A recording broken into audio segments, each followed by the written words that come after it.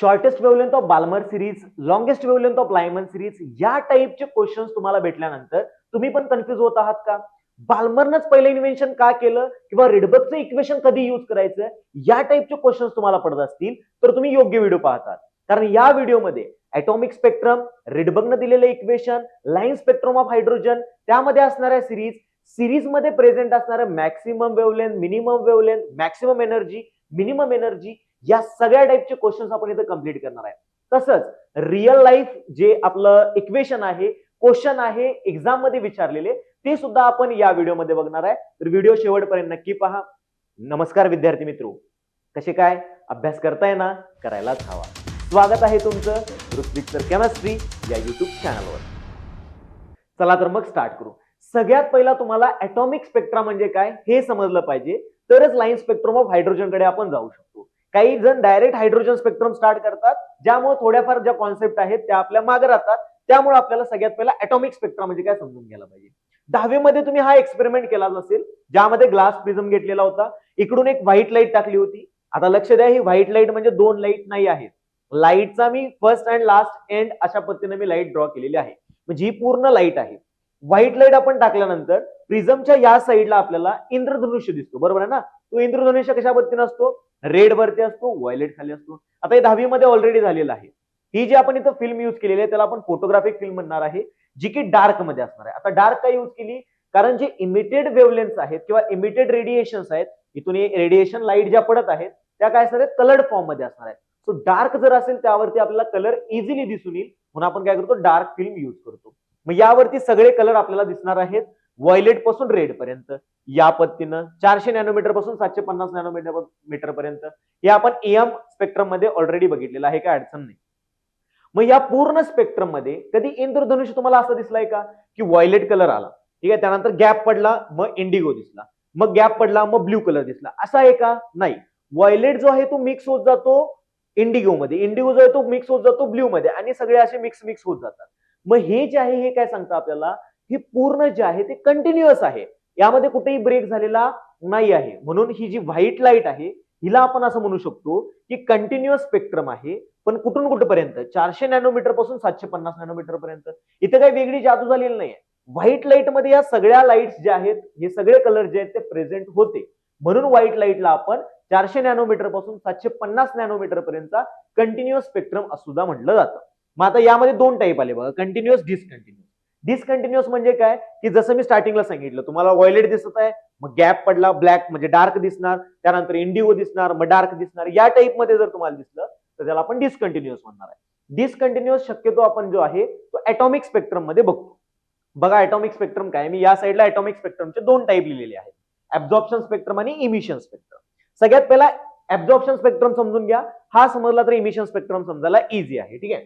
So absorption spectrum म्हणजे काय बघा, की एखादा ऍटम किंवा मॉलिक्यूल किंवा आयन जर तुम्ही घेतला तर त्यामध्ये जर आपण एखादं रेडिएशन टाकलं, रेडिएशन टाकल्यावरती काय होणार आहे की तो जो ऍटम आहे तो काही ना काही रेडिएशन स्वतःमध्ये ऍब्झॉर्ब करून ठेवणार आणि बाकीचं रेडिएशन पास करणार. मग आपल्याला माहिती करून घ्यायचं आहे की ते जे ऍब्झॉर्ब केलेलं रेडिएशन आहे ते रेडिएशन नेमकं काय आहे. मग ते फाइंड करण्यासाठी आपण हा एक्सपेरिमेंट युज करतो. काय केलेलं आहे बघा, इथे कोल्ड गॅस घेतलेले आहे. कोल्ड यासाठी की आपल्याला काय करायचं? ऍब्झॉर्ब करायचंय त्यासाठी. मग व्हाईट लाईट म्हणजे रेडिएशन इकडून टाकलं, रेडिएशन टाकल्यानंतर काही वेवलेन्थ जे आहेत, रेडिएशन जे आहे ते काय ऍब्झॉर्ब झालं. आता मी असं कन्सिडर करतो की λ1, λ2, λ3, λ4, λ5 या जे लॅम्डाज आहेत, या व्हॅल्यूज आहेत, या ज्या आहेत त्या काय झाल्यात? ऍब्झॉर्ब झालेले आहेत रेडिएशन, बाकीचे रेडिएशन बाहेर पडले. आता आपल्याला माहिती आहे बाहेर जे रेडिएशन येत आहेत ते काय आहेत? कलर्ड फॉर्म मध्ये आपल्याला दिसणार आहेत. पण मला काय पाहिजे आहे? जे लपलेलं आहे ते पाहिजे आहे. मग काय होणार आहे? डार्क फिल्म मी इथे यूज केलेली आहे, त्या डार्क फिल्म वरती कलर्ड लाईन पडायला चालू होणार. मग आता कलर्ड आहे आणि डार्क लाईन आहेत, कारण कलर्ड काय दिसणार आहे? जे इमिटेड झालेलं आहे. डार्क लाईन म्हणजे मिसिंग वेवलेन्थ. मिसिंग वेवलेन्थचा अर्थ असा आहे की त्या ठिकाणी वेवलेन्थ प्रेझेंट नाही आहेत. मग वेवलेन्थ प्रेझेंट नाहीत म्हणजेच त्या वेवलेन्थ कुठं आहेत? तर त्या वेवलेन्थ काय झालेल्या आहेत? ऍब्झॉर्ब झालेल्या आहेत. मग याच वेवलेन्थ आपल्याला पाहिजे होत्या. मग इथं जी फिल्म आहे ती फिल्म या पद्धतीने दिसणार आहे बघा, सगळे कलर लाईन, त्याच्या मध्ये मध्ये कुठेतरी डार्क लाईन दिसणार. ज्या ह्या डार्क लाईन्स दिसत आहेत हेच काय आहे? यानं ऍब्झॉर्ब केलेले वेवलेन्थ आहेत. मग आपल्याला या लाईन्स दिसल्या, याच्यावरती ऍब्झॉर्ब दिसले, म्हणून याला आपण ऍब्झॉर्प्शन स्पेक्ट्रम असं म्हणतो. हे जे मी इथं ड्रॉ केलेलं आहे काय आहे? Absorption spectrum. ज्या डार्क लाईन होत्या त्या काय आहेत? ऍब्झॉर्ब्ड वेव्हलेंथ होत्या. कळालं का? ऍब्झॉर्ब वेव्हलेंथ कशा आहेत, ऍब्झॉर्प्शन स्पेक्ट्रम काय आहे, इझी आहे, काय अडचण नाही. आता समजा इथं जो ऍटम होता, जो मॉलिक्यूल ऍटम होता, तो काय केला मी तसाच इथं घेतला आणि त्याला हॉट केलं, म्हणजे गरम केलं. गरम केल्यामुळे काय झालं की त्यामध्ये ज्या रेडिएशन्स प्रेझेंट होत्या त्या रेडिएशन्स बाहेर पडायला चालू झाल्या. आता रेडिएशन नवीन तयार होत नाहीत. एखाद्या ऍटम मध्ये ज्या रेडिएशन्स प्रेझेंट असतात त्याच रेडिएशन तो बाहेर टाकतो. मग त्यामध्ये ज्या रेडिएशन प्रेझेंट होत्या त्यानं त्या काय केल्या, इमिट केल्या, म्हणजे बाहेर टाकल्या. बघा यामध्ये काय होत्या, रेडिएशन प्रेझेंट होत्या, तिथून रेडिएशन बाहेर आल्या. आता आपल्याला काय काउंट करायचं आहे, इमिशन स्पेक्ट्रम, म्हणजे ज्या वेव्हलेंथ इमिटेड आहेत त्या आपल्याला फाइंड करायच्या आहेत. मग सेम इथं मी डार्क बँड यूज केलेला आहे. त्या डार्क बँड वरती काय होणार बघा, वेगवेगळे कलर जे आहेत ते पडायला चालू होणार. पण कलर लिमिटेड पडणार, कारण थोड्याशाच वेव्हलेंथ ऍब्झॉर्ब होत्या. मग ज्या कलर लाईन आपल्याला दिसत आहेत, जसे की मी इथं दाखवलेलं आहे बघा, ज्या रिकाम्या व्हाईट लाईन दिसत आहेत तुम्हाला, त्या ज्या व्हाईट लाईन आहेत त्या म्हणजे कलर्ड लाईन आहेत. मग कलर्ड लाईन कोणत्या दिसणार, ज्या वेव्हलेंथ इमिट झालेल्या आहेत. कोणत्या वेव्हलेंथ इमिट होणार, ज्या वेव्हलेंथ त्याच्याकडे ऑलरेडी होत्या. आणि इमिटेड वेव्हलेंथ आपण काउंट केल्या, म्हणजे λ1, λ2, λ3, λ4, λ5 या काय आहेत, इमिटेड वेव्हलेंथ आहेत, म्हणजे कलर्ड बँड आहेत. म्हणून याला आपण इमिशन स्पेक्ट्रम असं म्हणतो. कळालं का? शक्यतो आपण इमिशन स्पेक्ट्रमच स्टडी करतो. प्रत्येक ऍटमचा इमिशन स्पेक्ट्रम बघितला जातो आणि त्यावरूनच त्या ऍटम बद्दल माहिती सांगितली जाते. आता इमिशन स्पेक्ट्रमच का, कारण ऍब्झॉर्प्शन स्पेक्ट्रम मध्ये बऱ्याच काय होतात, कलर्ड लाईन जास्त येतात, डार्क लाईन शोधावी लागते. पण जर डार्क लाईन वरती कलर्ड लाईन्स असतील तर थोड्याफार कलर लाईन आहेत, आणि कलर्ड लाईन आपल्याला माहिती आहे की किती त्याची रेडिएशन म्हणजे वेव्हलेंथ किती आहे, फ्रिक्वेन्सी किती आहे, सो फाइंड करणं इझी जातं. त्यामुळे आपण काय करतो, इमिशन स्पेक्ट्रम यूज करतो.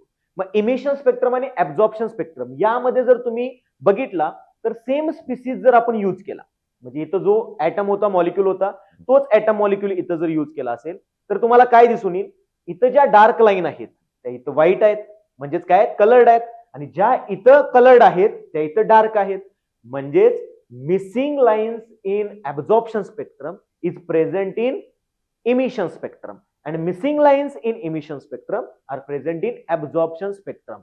पण कंडिशन काय आहे, सेम स्पीसीज हवी. स्पीसीज वेगळी असेल तर हे होणं शक्य नाही आहे. कळालं का? इमिशन स्पेक्ट्रमलाच ऍटमचा फिंगरप्रिंट असं सुद्धा म्हटलं जातं, कारण इमिशन स्पेक्ट्रम प्रत्येक ऍटमसाठी वेगवेगळा भेटला जातो. कळालं का? आता याच्या पुढे आपल्याला हायड्रोजन स्पेक्ट्रम डिटेलमध्ये बघायचं आहे. सो हे नोट डाऊन करून घ्या, कारण हे बेसिक आहे. हे माहिती असेल तरच आपण पुढचं हायड्रोजन स्पेक्ट्रम समजू शकतो. ठीक आहे, हे लिहून घ्या. आपण हायड्रोजन स्पेक्ट्रम, स्पेक्ट्रल लाईन्स त्यामध्ये काय काय आहेत ते आपल्याला बघायचं आहे. 1885 मध्ये बाल्मर यांनी सगळ्यात पहिला इन्व्हेंट केलं लाईन स्पेक्ट्रम ऑफ हायड्रोजन. आता सगळ्यात पहिली लाईन जी होती ती बाल्मर यांनीच लावलेली आहे, पण आपल्याला माहिती आहे की बाल्मर सिरीज जी आहे ती सेकंड नंबरला येते. मग सगळ्यात पहिला बाल्मरनंच कसं काय इन्व्हेन्शन केलं, तेही 2 नंबरची लाईन. तर या मागचं रिझन आहे की बाल्मरला जे रिजन दिसत होतं, म्हणजे डोळ्यानं जे दिसत आहे तेच बघणार आहे, कारण जी बाल्मर सिरीज आहे तीच एकमेव अशी सिरीज आहे जी की विजिबल आहे. त्यामुळे बाल्मरनं सगळ्यात पहिला काय केलेलं आहे, इन्व्हेन्शन केलेलं आहे. मग बाल्मरनं काय केलं की जे इलेक्ट्रॉन पडत आहेत हायड्रोजन मध्ये, वरून कुठल्या शेलमध्ये पडत आहेत तर 2 नंबरच्या शेलमध्ये जे पडत आहेत ते इलेक्ट्रॉन्स बद्दल इन्व्हेन्शन केलं आणि एक फॉर्म्युला दिला जो की वेव्ह नंबरचा होता. So wave number nu bar is equal to 109677 into 1/2 square minus 1/n square centimetre inverse. हा फॉर्म्युला दिला. एन काय होतं तर एन 2 पेक्षा मोठं, म्हणजे वरच्या ऑर्बिट मधून इलेक्ट्रॉन पडत आहे, असा 3 मधून पडला, 4 मधून पडला, 5 मधून पडला, या पद्धतीनं काम होत होतं. आता हे इक्वेशन काय आपल्याला लक्षात ठेवायची गरज नाही, आपल्याला रिडबर्गचंच इक्वेशन लक्षात ठेवायचं आहे. या सिरीजला आपण बाल्मर सिरीज असं नाव दिलेलं होतं. सिरीज आपण डिटेलमध्ये नंतर बघणार आहे. आता बाल्मर यांनी सुरुवातीला शोध लावलेला आहे, काय लावला होता त्यासाठी ही स्टडी करायचं आहे, हे काय लक्षात ठेवायची गरज नाही आहे. लक्षात आपल्याला हे इक्वेशन ठेवायचं आहे रिडबर्गचं. तर रिडबर्गनं काय सांगितलेलं आहे बघा, वेव्ह नंबर जो आहे तो RH into Z square in bracket 1/n1 square minus 1/n2 square अशा पद्धतीने एक फॉर्म्युला दिला होता. आता हा जनरलाइज फॉर्म्युला आहे सगळ्यासाठी. झेड म्हणजे ऍटॉमिक नंबर आहे, RH म्हणजे त्यांनी स्वतःच्या नावावरून एक कॉन्स्टंटचं नाव दिलं ज्याचं नाव होतं रिडबर्ग कॉन्स्टंट. तो काय आहे, सेम हाच कॉन्स्टंट आहे 109677. हा कॉन्स्टंट आहे, ज्याला आपण रिडबर्ग कॉन्स्टंट म्हणणार. जर हे जूल मध्ये किंवा इलेक्ट्रॉन व्होल्ट मध्ये एनर्जीच्या फॉर्म मध्ये युज होत असेल तर RH च्या व्हॅल्यू या 2 असणार आहेत. समोर आपण बोर्स मॉडेल झाल्यानंतर त्यामध्ये युज करणार आहे, पण इथं एकत्र आलं तर मी इथं युनिट्स लिहिलेले आहेत. ठीक आहे, सो RH ची व्हॅल्यू आता सध्या लक्षात ठेवताना ही लक्षात ठेवायची आहे 1.1 into 10⁵ सेंटीमीटर इनवर्स, कारण क्वेश्चन मध्ये आपण हीच यूज करणार आहे. ठीक आहे. त्यानंतर N1 आणि N2 काय आहे, तर N2 नेहमी मोठी व्हॅल्यू असणार आहे, N1 लहान व्हॅल्यू असणार आहे. म्हणजे काय की नेहमी वरून इलेक्ट्रॉन जो आहे तो खाली पडणार आहे. सो N2 ऑर्बिट मधून N1 ऑर्बिट मध्ये इलेक्ट्रॉन पडणार आहे या पद्धतीने. सो हे नेक्स्टच्या पद्धतीने लक्षात ठेवायचं आहे. N2 ऑर्बिट मधून N1 ऑर्बिट मध्ये. हा फॉर्म्युला लक्षात ठेवायचा. हायड्रोजन साठी असेल तर Z1 होणार आणि तो फॉर्म्युला येणार आहे. काय सो हे नोट डाऊन करून घ्या. मग आपण या फॉर्म्युल्याच्या अकॉर्डिंग कुठली मॅक्सिमम वेव्हलेंथ असणार, कुठली मिनिमम वेव्हलेंथ असणार, मॅक्सिमम एनर्जी कधी येणार आहे, मिनिमम एनर्जी कधी येणार आहे, कोणती लाईन फॉर्म झालेली आहे, लायमन, बाल्मर, पाश्चन, ब्रॅकेट, पीफंट, हम्फ्री, या ज्या लाईन्स आहेत त्या कशा फॉर्म झालेल्या आहेत ते आता आपल्याला बघायचं आहे आणि ते इम्पॉर्टंट आहे. त्यावरून क्वेश्चन नक्की येतो. हे नोट डाऊन करून घ्या. मग ते आपण स्टार्ट करू. हायड्रोजन स्पेक्ट्रम मधलं बाल्मरचं इक्वेशन तसंच रिडबर्गचं जे जनरल इक्वेशन आहे ते आपण ऑलरेडी बघितलेलं आहे. त्या जनरल इक्वेशन मध्ये RH म्हणजे रिडबर्ग्स कॉन्स्टंट होता, तसंच Z जो आहे तो ऍटॉमिक नंबर होता. आता हायड्रोजनच्या केसमध्ये ऍटॉमिक नंबर तरी 1च असणार आहे. तो आपण पुट केल्यानंतर आपल्याला हे इक्वेशन भेटणार आहे बघा. पण हायड्रोजन लाईन स्पेक्ट्रम हे असं नाव का देण्यात आलं, तर इथं आपण जाणून घेतो की ज्यावेळी इलेक्ट्रॉन वरून खाली पडत आहे, म्हणजे इलेक्ट्रॉन नेहमी जो आहे तो काय होणार आहे, वरच्या शेलमधून खालच्या शेलमध्ये पडणार आहे किंवा इलेक्ट्रॉन शेल चेंज करत असताना काही एनर्जी किंवा रेडिएशन इमिट करणार आहे. ती रेडिएशन इमिट करत असताना ती जी रेडिएशन आहे ती कोणत्या ना कोणत्या पर्टिक्युलर वेव्हलेंथची असणार आहे. ती वेव्हलेंथ फाइंड करण्यासाठी आपण हा फॉर्म्युला यूज करतो वेव्ह नंबरचा. म्हणजे एक्झाम्पल साठी बघा, जर इलेक्ट्रॉन 2 नंबरच्या शेलमध्ये, आता ह्या सगळ्या मी काय दिलेल्या आहेत, शेल्स लिहिलेल्या आहेत इथे. आता हे ड्रॉ करताना मी 2D मध्ये ड्रॉ केलेलं आहे व्यवस्थित. आता ऍक्च्युअल मध्ये काय होत असतं, आपल्याला माहिती आहे या पद्धतीनं सर्किट आहे, गोल गोल गोल गोल या पद्धतीने पूर्ण लाईन्स आहेत.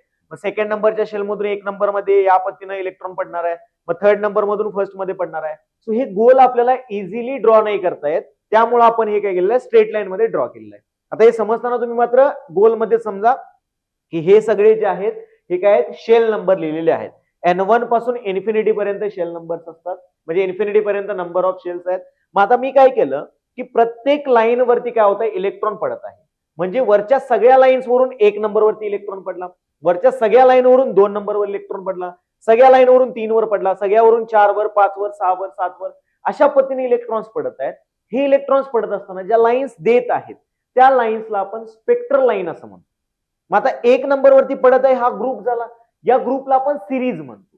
या सिरीजचं नाव प्रत्येक सायंटिस्टनं जसं जसं इन्व्हेन्शन केलेलं आहे तशी तशी नावं दिलेली आहेत. तर नावं काय काय आहेत बघा. पहिल्यावरती पडला तर लायमन आहे, दुसरा आपण ऑलरेडी बघितलं होतं की दुसऱ्यावर पडत होता तर काय होता, बाल्मर होता. हा पास्चन आहे, ब्रॅकेट आहे, पीफंट आणि हम्फ्री, अशी याची नावं आहेत. आता ही नावं लक्षात ठेवण्यासाठी एक ट्रिक आहे जी तुम्ही लक्षात ठेवू शकता. बघा काय, लाल बाल पाल भारतीय पुढारी हे, असं सुद्धा लक्षात ठेवू शकता, काय अडचण नाही. बघा मी इथं लिहित आहे, लाल बाल पाल भारतीय पुढारी हे. ओके, या पद्धतीने तुम्ही लक्षात ठेवू शकताय, लाल बाल पाल भारतीय पुढारी हे, असं लक्षात ठेवला तरी चालतं. ज्यामध्ये N1, N2, N3, N4 हे ज्या व्हॅल्यूज आहेत, या व्हॅल्यूज काय आहेत हे तुम्हाला माहिती पाहिजे. काय की त्यावरती नंबर ऑफ इलेक्ट्रॉन्स पडत आहेत. म्हणजे N2 ची व्हॅल्यू इथं काय होणार बघा, जी वरून पडत आहे 2, 3, 4, 5, 6 इन्फिनिटी पर्यंत. बाल्मर साठी काय होणार, 3 पासून इन्फिनिटी पर्यंत, यासाठी 4 पासून इन्फिनिटी पर्यंत. अशा N2 च्या व्हॅल्यूज वाढत जाणार आहे. आता लक्षात यातलं काय ठेवायचंय बघा, सगळ्यात महत्वाची गोष्ट, ही जी लाईन आहे, कोणती लाईन, लायमनची ही जी पहिली लाईन तुम्हाला दिसत आहे याला आपण फर्स्ट लाईन म्हणणार. लायमनची जी ही शेवटला दिसत आहे, शेवट म्हणजे कुठून, इन्फिनिटी वरून आलेली जी आहे ती काय असणार आहे, लास्ट लाईन असणार आहे. So first line last line आपल्याला माहिती पाहिजे. त्यानंतर समजा कधी क्वेश्चन तुम्हाला असा विचारला, समजा क्वेश्चन आहे third line of bracket series, मग ब्रॅकेटची थर्ड लाईन, ब्रॅकेटचा पहिला लक्षात ठेवायचा कितीपासून, 4 पासून चालू होतं. म्हणजे पहिली लाईन जी आहे ती 5 to 4 असणार आहे, दुसरी लाईन जी आहे ती 6 to 4 असणार आहे, तिसरी लाईन जी आहे ती काय असणार आहे, 7 पासून 4 पर्यंत असणार आहे. म्हणजे तिसऱ्या लाईनचं तुम्हाला इक्वेशन झालं 7 to 4. या पद्धतीने तुम्हाला लाईन्स विचारल्या जाऊ शकतात. थर्ड लाईन, फोर्थ लाईन, कुठल्याही सिरीजची विचारलेली असू दे. काय करायचं, सरळ त्या साईज ज्या सिरीजचा N1 आहे त्यामध्ये तो नंबर ऍड करायचा. म्हणजे समजा तुम्हाला सांगितलं second line of P fund, P फंडची सेकंड लाईन पाहिजे, मग सेकंड म्हणजे 2, 5 मध्ये 2 ऍड केलं 7 आलं. सो 7 to 5 हे काय असणार आहे, second line of P fund असणार आहे. सिंपल आहे, काय अडचण नाही आहे, तुम्ही फाइंड करू शकता इझिली कोणती लाईन कुठल्या सिरीजची आहे. ठीक आहे. सो या पद्धतीने तुम्हाला हा चार्ट लक्षात ठेवायचा आहे. फर्स्ट लाईन दिसला, लास्ट लाईन दिसला. आता इथं तुम्ही म्हणाल की सर तुम्ही ड्रॉ करत असताना हे गॅप जे आहेत ते हळूहळू कमी का केलेले आहेत? तर हे मुद्दामून केलेले आहेत, लक्षात ठेवा. हे काय असं अचानक झालेलं नाही आहे, हे मुद्दामूनच केलेलं आहे. का? कारण या गॅपचं मिनिंग आहे एनर्जी. म्हणजे पहिल्या आणि दुसऱ्या शेलमध्ये जे एनर्जी गॅप आहे तो जास्त आहे ऍज कम्पेअर टू तिसऱ्या आणि दुसऱ्या शेल. मग काय होतं, ही जी लाईन आहे, जितकी मोठी लाईन तितकी जास्त एनर्जी, एवढंच तुम्हाला लक्षात ठेवायचं आहे. जितकी मोठी लाईन तितकी जास्त एनर्जी, जितकी लहान लाईन तितकी कमी एनर्जी. आता हे लक्षात ठेवल्यामुळे काय होणार आहे बघा, तुम्हाला इझी गोष्ट काय जाणार आहे. आता आपल्याला माहिती आहे एनर्जी जी आहे ती काय असते, NhC बाय लॅमडा किंवा NH न्यू, आणि 1 बाय लॅमडा म्हणजेच न्यू बार आहे. मग यावरून तुम्हाला गोष्टी क्लिअर होतील की एनर्जी जी आहे इथं लिहिता, ठीक आहे. सो एनर्जी जी आहे डायरेक्टली प्रोपोर्शनल टू फ्रिक्वेन्सी आहे, बरोबर आहे. त्यानंतर directly proportional to wave number सुद्धा आहे. त्यानंतर डायरेक्टली प्रोपोर्शनल नाही, आता वेव्ह नंबरला डायरेक्टली प्रोपोर्शनल झाली, फ्रिक्वेन्सीला झाली HC बाय लॅमडा, म्हणजे लॅमडा खाली होता, म्हणजे इनव्हर्सली प्रोपोर्शनल टू काय असणार आहे, लॅमडा. सो या गोष्टी तुम्हाला क्लिअर पाहिजेत की एनर्जी जास्त असेल तर फ्रिक्वेन्सी जास्त आहे, फ्रिक्वेन्सी जास्त असेल तर काय असणार आहे, वेव्ह नंबर जास्त असणार आहे, पण लॅमडा जो आहे तो मिनिमम असणार आहे. क्लिअर आहे का? म्हणजे तुम्हाला जर क्वेश्चन कधी विचारला maximum energy of पाश्चन series, maximum energy म्हणजे सगळ्यात मोठी लाईन कुठून आहे, इन्फिनिटी वरून 3 नंबर वरती, म्हणजे इन्फिनिटी टू 3 ही काय झाली, मॅक्सिमम एनर्जी झाली. जर समजा तुम्हाला क्वेश्चन कधी विचारला shortest wavelength of Balmer series, आता शॉर्टेस्ट वेव्हलेंथ विचारलेला आहे म्हणून सगळ्यात लहान लाईन बघायची नाही का, कारण लहान लाईनचा अर्थ आहे एनर्जी कमी आहे, वेव्हलेंथ नाही. वेव्हलेंथ उलटी चालते, म्हणजे वेव्हलेंथ काय असणार आहे, मोठ्या लाईनची, म्हणजे इन्फिनिटी वरून 2 वरती. क्लिअर आहे का? जास्त कन्फ्युजन होत असेल एकच गोष्ट लक्षात ठेवा, एनर्जी जास्त म्हणजे इन्फिनिटी वरून येणार, एनर्जी कमी म्हणजे पहिली लाईन. ओके, याच्या उलट एक्झॅक्ट काय आहे, वेव्हलेंथ आहे. वेव्हलेंथ कमी म्हणजे मोठी लाईन आणि वेव्हलेंथ जास्त म्हणजे छोटी लाईन. क्लिअर आहे का? कोणतंही एक लक्षात ठेवा, त्याच्या उलट दुसरं असणार आहे. या साईडला मी ग्राफ बनवलेला आहे, या पूर्ण चार्ट मध्ये तुम्ही बघू शकताय की मॅक्सिमम मिनिमम काय आहे. अजून मी व्हॅल्यूज लिहिलेल्या नाहीत, नाही तर लगेच म्हणाला की सर काय दिसतच नाहीये. हे सगळं बघा लिहिलेलं आहे की लायमन बाल्मर पाश्चन ब्रॅकेट पीफन हम्फ्री या सिरीज आहेत. या सिरीजचं स्पेक्ट्रल रिजन काय आहे, जसं आपण स्टार्टिंगला डिस्कस केलं होतं की बाल्मर जे आहे ते व्हिजिबल स्पेक्ट्रम होतं, म्हणून बाल्मरनं सगळ्यात पहिला शोध लावलेला आहे. त्याच्या आधी व्हिजिबलच्या जस्ट आधी युव्ही होता आणि नंतर सगळे इन्फ्रारेड होते, म्हणून सगळ्यात पहिला जो आहे लायमन सिरीज ती अल्ट्राव्हायोलेट मध्ये येते, बाकी सगळे जे आहेत ते इन्फ्रारेड मध्ये येतात. हे आपल्या लक्षातच ठेवायला पाहिजे. सीईटीला तर डायरेक्ट क्वेश्चन विचारलेले आहेत, ठीक आहे, की सांगा व्हिजिबल रिजन मध्ये कोणती सिरीज येते, या टाइप मध्ये डायरेक्ट क्वेश्चन विचारलेले आहेत. सो ते क्वेश्चन तुम्हाला सॉल्व्ह होतील जर हा चार्ट पाठ असेल तर. N1 च्या व्हॅल्यूज काय सरळ सरळ दिसतच आहेत, जशा पद्धतीने सिक्वेन्स पार्ट करत आहे तीच त्याची N1 ची व्हॅल्यू असणार आहे. मग आता सगळे इलेक्ट्रॉन्स N1 मध्ये जाणार आहेत हे तरी फिक्स आहे, म्हणून मी लिहिलेलं आहे कुठून तरी 1 मध्ये गेला, कुठून तरी 3 नंबर मध्ये गेला, या पद्धतीने हे लिहिलेलं आहे. मॅक्सिमम म्हणजे काय, एनर्जीसाठी सगळ्यात मोठी लाईन कुठून येत आहे, सगळ्यांमध्ये चेक करा, सगळ्यात मोठी लाईन जी आहे ती कुठून येत आहे, इन्फिनिटी वरून येत आहे. म्हणजे मॅक्सिमम एनर्जी जी आहे ती इन्फिनिटी वर येणार आहे, म्हणजे लास्ट लाईन असणार आहे. हे लक्षात ठेवा नेहमी. ओके, कधीही maximum energy, maximum frequency, maximum wave number विचारला तर इन्फिनिटी वरून येणार आहे म्हणजे लास्ट लाईन, आणि मिनिमम वेव्हलेंथ विचारलं तरी सुद्धा इन्फिनिटी वरून येणार आहे म्हणजे लास्ट लाईन. त्या दोघांचं मिनिंग सेमच आहे. शॉर्टेस्ट वेव्हलेंथ म्हणा किंवा मॅक्सिमम एनर्जी म्हणा सेमच असणार आहे. सो हे सगळे जे आहेत ते काय होणार, इन्फिनिटी वरून येणार आहे. ओके, सो या पद्धतीने ही लाईन झाली. आता नेक्स्ट बघा, minimum energy, minimum frequency, minimum wavelength, minimum wave number किंवा मॅक्सिमम वेव्हलेंथ अशा पद्धतीने जर क्वेश्चन आला, मॅक्सिमम वेव्हलेंथ म्हणजे काय, शॉर्टेस्ट लाईन. बघा इथे किती आहे बाल्मरसाठी, जस्ट त्याच्या उलटा, म्हणजे 1 असेल तर 2 वरून पडलाय, 3 असेल तर 4 वरून पडलाय, 7 असेल तर 8 वरून पडलाय, या पद्धतीने म्हणजे जस्ट त्याच्या अबोव लाईन मधून काय पडलेला आहे, इलेक्ट्रॉन तिथं भेटलेला आहे. म्हणजे 1 आहे म्हणजे कुठून पडला असणार इलेक्ट्रॉन, 2 वरून. सेम या पद्धतीने तुम्ही सगळे काही फॉर्म लिहू शकताय, काय अडचण नाही. सो हे काय, याचं मिनिंग आहे फर्स्ट लाईन. हे आहे फर्स्ट लाईन. ओके, समजलं का? इझी आहे, चार्ट पण इझी आहे, फॉर्म्युले इझी आहेत. या पद्धतीनं फॉर्म्युल्यामध्ये डायरेक्ट इक्वेशन पुट करायचं आणि आन्सर काढायचं आहे.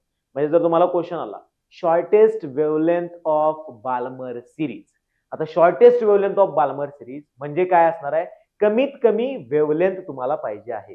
मग कमीत कमी वेव्हलेंथ कुठली असणार आहे, मॅक्सिमम लाईनची. सगळ्यात मोठी लाईन बघा कुठला आहे बाल्मरची, इन्फिनिटी पासून 2 पर्यंत.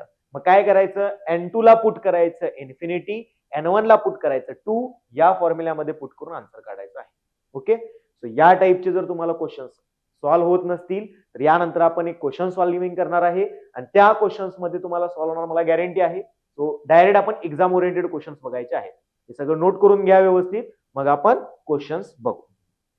चला तर मग क्वेश्चन सॉल्व्ह करू. आता क्वेश्चन सॉल्व्ह करण्यापूर्वी आपल्याला काही इंपॉर्टंट फॉर्म्युले माहिती पाहिजे. त्यामध्ये हे 2 फॉर्म्युले आहेत. हा फॉर्म्युला तर रिडबकच्या अकॉर्डिंग आपण पाठच केलेला आहे, काय अडचण नाही. या फॉर्म्युला तुमच्यासाठी नवीन आहे. या फॉर्म्युल्यामध्ये काय बघा, number of spectral lines between N2 and N1, म्हणजे N2 मधून N1 मध्ये इलेक्ट्रॉन जर पडत असेल तर त्यामध्ये total number of spectral lines किती बनू शकतात, त्यासाठी हा फॉर्म्युला आहे. N2 - N1 into N2 - N1 plus 1 divided by 2. तुम्ही ड्रॉ ही करून बघू शकता की किती टोटल नंबर ऑफ लाईन्स पडत आहेत. फक्त काय करायचं आहे, वरूनच लाईन ड्रॉ करायची आहे. जिथपर्यंत लाईन्स बनणार आहे, जेवढ्या लाईन्स बनणार आहेत त्या लाईन्स काय असणार आहेत, स्पेक्ट्रल लाईन्स असणार आहेत. डायरेक्ट फॉर्म्युला लक्षात ठेवला तरी चालतं, काय अडचण नाही आहे. आता या साईडला एक क्वेश्चन तुम्हाला दिसत असेल जो की MST CET 2026 मध्ये विचारलेला आहे, जो तुम्ही पॉज करून सॉल्व्ह करू शकता. इझी क्वेश्चन आहे. ठीक आहे, चला तर मग बघू काय क्वेश्चन आहे. क्वेश्चन मध्ये तुम्हाला सांगितलेलं आहे शॉर्टेस्ट ट्रान्झिशन म्हणजे जे मिनिमम किंवा लो ट्रान्झिशन आहे कशामध्ये, पाश्चन सिरीज मध्ये, त्याचा तुम्हाला वेव्ह नंबर सांगायचा आहे. मग तो वेव्ह नंबर साठी तुम्हाला माहिती पाहिजे की शॉर्टेस्ट किंवा लोएस्ट जे ट्रान्झिशन आहे ते नेमकं काय असणार आहे.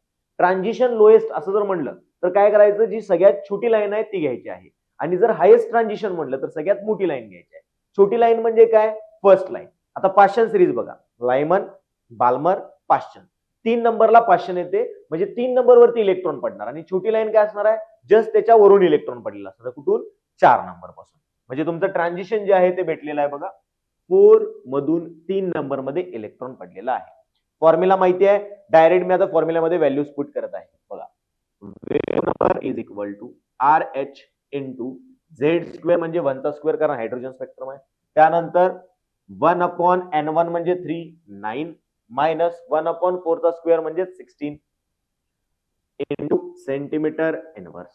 बरोबर आहे का. सो सेंटीमीटर इनवर्स मध्ये याची काय येणार आहे, आन्सर येणार आहे. So RH as it is, कारण ऑप्शन मध्ये पण आपल्याला RH ऍज इट इज दिलेला आहे.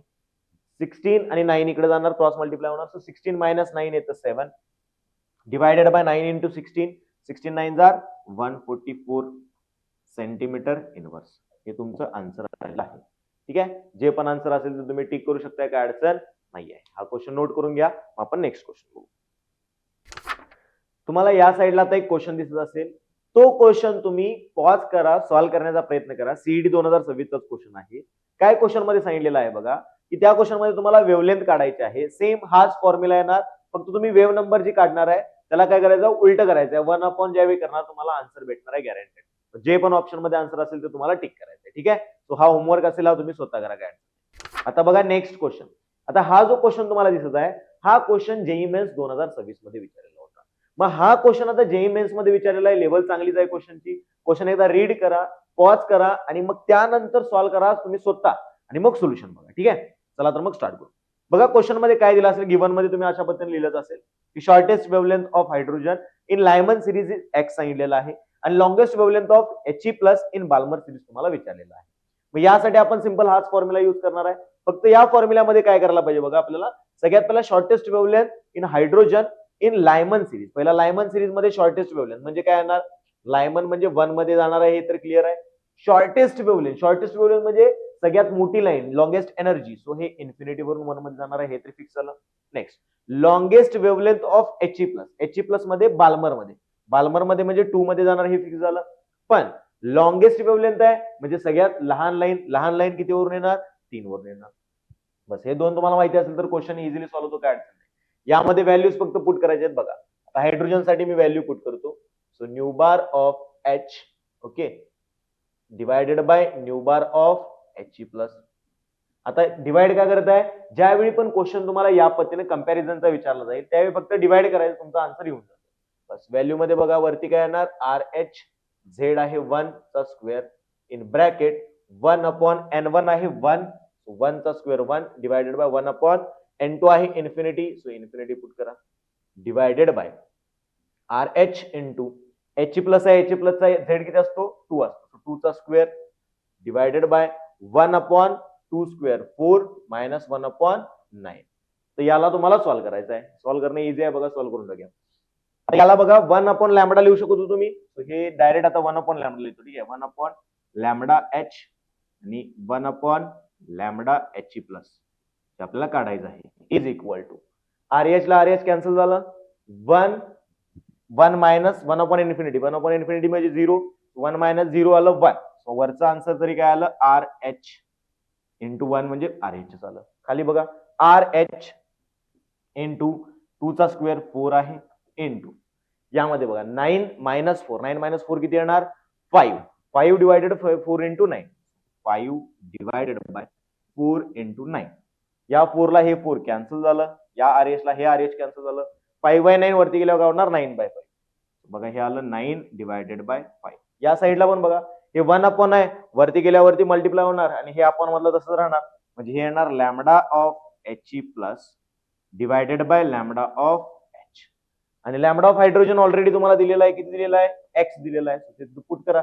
एक्स इथं डिवाइड मध्ये आहे, इकडे गेल्यावर मल्टिप्लाय होणार. सो तुम्हाला फायनल आन्सर जे आहे ते भेटणार बघा lambda of He plus is equal to 9x divided by जे पण याचा आन्सर असेल ते तुम्ही टिक करू शकता, काय अडचण नाही.